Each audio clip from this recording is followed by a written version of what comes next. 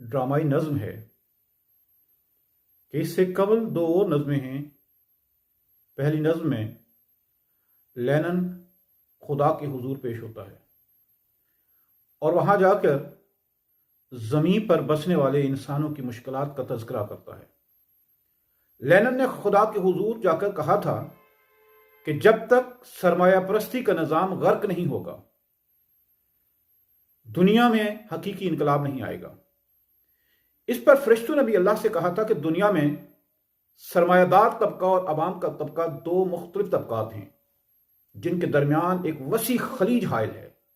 جن کا معیار زندگی، جن کا اٹھنا، جن کا بیٹھنا، جن کا چلنا، جن کا پھرنا بہت مختلف ہے، اور غریب سے غریب تر ہو رہا ہے اور امیر سے امیر تر ہوتا جا رہا ہے، اور استثالی نظام اپنی پوری قوت سے دنیا پر حکومت کر رہا ہے۔